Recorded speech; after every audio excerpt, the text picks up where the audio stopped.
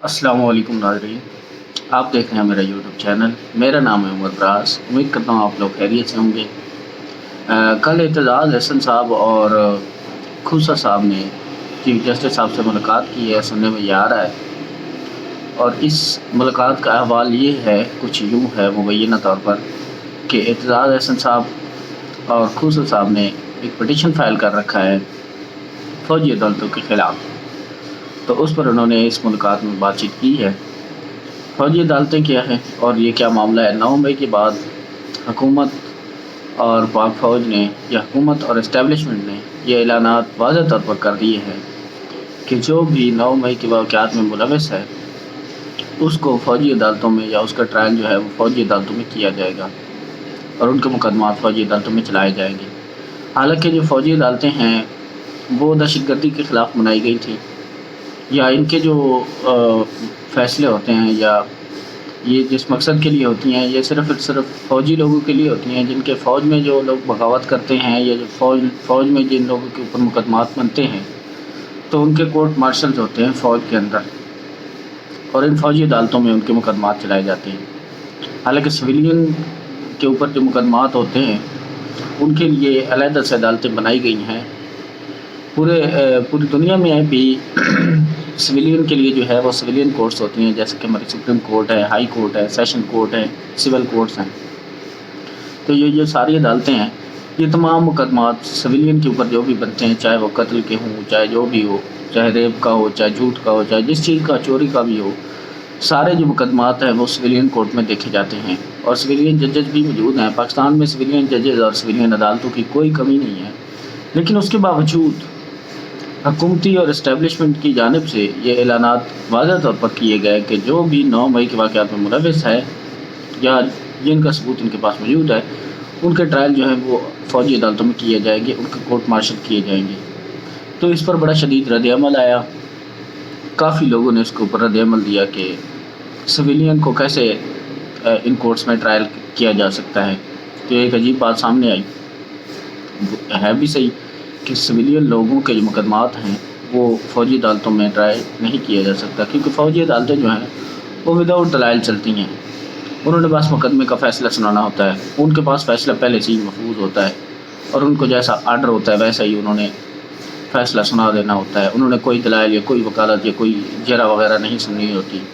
बस उनके जो मन में जो उनको फ़ैसला दिया जाता है लेके उन्होंने वही पढ़ के सुना देना होता है, वो इम्प्लीमेंट होना है या नहीं होना। तो एतजाज़ अहसन साहब और खूसा साहब जो कि इस मामले में काफ़ी सरगर्म है, उन्होंने एक पिटीशन फ़ाइल किया है हुआ है कि फ़ौजी अदालतें जो है उनको सिविलियन के ख़िलाफ़ इस्तेमाल नहीं किया जा सकता। तो उसी हवाले से उन्होंने चीफ जस्टिस साहब से मुलाकात भी की, उनको बताया कि आगे छुट्टियां आ रही हैं और हमारा डायरी नंबर भी लग चुका है, आप इस मामले को तरजीही बुनियादों पर सुनें और आप इस पे इंसाफ करें, क्योंकि वकला जो है वो आपके साथ खड़े हैं। वकला ने एहतजाजी तहरीक भी शुरू कर दी है और लॉन्ग मार्च भी वकला शुरू करने वाले हैं।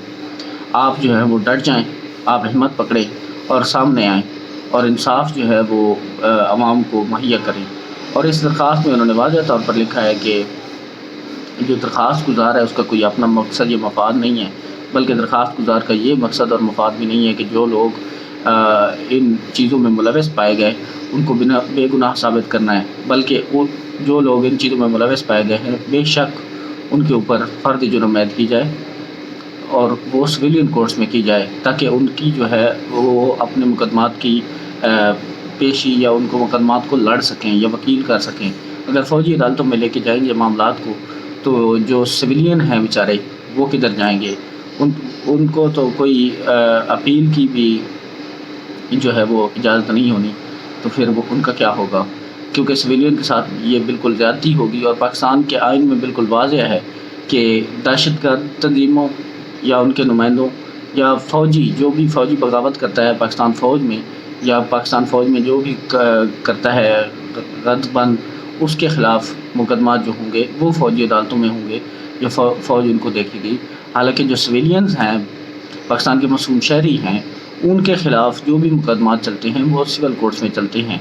तो उनका तरीक़ाकार पहले से भी वही है, आज भी वही होना चाहिए, लेकिन इन्होंने ये रिवायत एक गलत टाल दी है, जो कि एक बहुत ही बड़ी गलत चीज़ है, जो कि पाकिस्तान के आइन में इस चीज़ को बिल्कुल वाज़ह तौर पर मना किया गया है। دیکھتے ہیں کہ آنے والے دنوں میں چیف جسٹس صاحب اس کے اوپر کیا سٹینڈ لیتے ہیں. حالانکہ وہ پچھلے 1 مہینے سے تقریباً اپنی ایک جگہ پہ کھڑے ہوئے ہیں، اور لوگ تو اس طرح بھی کہہ رہے ہیں کہ انہوں نے پتہ نہیں قربانی کا جانور بھی لیا ہے کہ نہیں، کیونکہ وہ بڑے سٹینڈ لے کے کھڑے ہوئے تھے. امید کرتے ہیں چیف جسٹس صاحب کوئی پازیٹیو اس پر وائب دیں گے. اس کے علاوہ اسد عمر صاحب کا انٹرویو لیا گیا، وہ بھی انٹرویو جو ہے وہ بھی بڑا متنازع بنا ہوا ہے کہ انہوں نے بڑے بیانات دے دیے. انہوں نے کہا کہ عمران خان صاحب کو 2 چیزوں سے پیچھے ہٹ جانا چاہیے. اگر ان کو پتہ ہے کہ عمران خان جو ہے وہ نہیں ہٹے گا تو وہ یہ بات کیوں کر رہے ہیں، وہ کس کی ایما پہ یہ بات کر رہے ہیں. اور انہوں نے یہ بھی کہا کہ مجھے PSP میں شامل جو نئی پارٹی بنی ہے استحکام پاکستان پارٹی، اس میں شمولیت کے لیے بھی کہا گیا ہے. اور یہ بھی کہا گیا ہے کہ اگر آپ اس میں شامل ہوتے ہیں تو آپ کے جو مقدمات ہیں اس میں آپ کو کلین چٹ مل جائے گی. تو انہوں نے کہا کہ میں نے یہ صاف انکار کر دیا، اور میں نے کہا کہ میں ان مقدمات کا سامنا کروں گا. دوسری جانب پرویز الہی صاحب، ان کی ضمانت ہوتی ہے، اور پھر جناب جو ضمانت ہوتی ہے پھر ان کو ضمانت کی بنیاد پہ ان کو رہا نہیں کیا جاتا، بلکہ ان کو ابھی تک قید میں رکھا گیا ہے. اور ضمانت ہوتی ہے، ساتھ ہی ساتھ رینجرز اور FIA کی گاڑیاں بھی جیل کے سامنے پہنچ جاتی ہیں، اور وہ کہتے ہیں کہ ہم ان کو ایک اور مقدمے میں گرفتار کر لیں گے. حالانکہ پرویز الہی صاحب سے ان کے بڑے بھائی کی ملاقات بھی ہوئی تھی پچھلے دنوں، اور انہوں نے یہ ان کو آفر کی تھی کہ آپ ہمارے ساتھ آ جائیں، آپ کے اوپر آسانیاں ہو جائیں گی، آپ ان مقدمات سے نکل جائیں گے، آپ عمران خان سے کنارہ کر لیں. لیکن انہوں نے ان کی بات نہیں مانی، کیونکہ انہوں نے پھر آ کے پریس کانفرنس کی یا ٹویٹ کی. انہوں نے بتایا کہ پرویز الہی صاحب اور ہماری جو سیاست ہے وہ بالکل 2 الگ الگ چیزیں ہیں، ایک نہیں ہو سکتی. تو اس کا مطلب ہے کہ پرویز الہی صاحب نے انکار کر دیا، اور وہ بالکل ابھی تک ڈٹ کے کھڑے ہیں. اس کے علاوہ شاہ محمود قریشی صاحب کو بھی اور اسد کیسر صاحب کو بھی پکڑنے کی کوشش کی گئی، جس میں وہ اس وقت تو بچ جاتے ہیں، لیکن بعد میں پتہ چلا کہ اسد کیسر صاحب کو پکڑ لیا گیا ہے. تو تحریک انصاف پر ابھی بھی وہی صورتحال چل رہی ہے، کسی کو نہیں بخشا جا رہا. ایسے ہی بے بنیاد مقدمات بنا کر ان کو اندر کیا جا رہا ہے. فضائیں جو ہے وہ بہت غلط خبریں دے رہی ہیں. اللہ پاکستان کا بھلا کرے. اسی کے ساتھ چلتے ہیں، آج کی ویڈیو کا اختتام کرتے ہیں. اور آپ رکھیے گا اپنا بہت سارا خیال، اپنے اس چینل کا بھی. اللہ حافظ.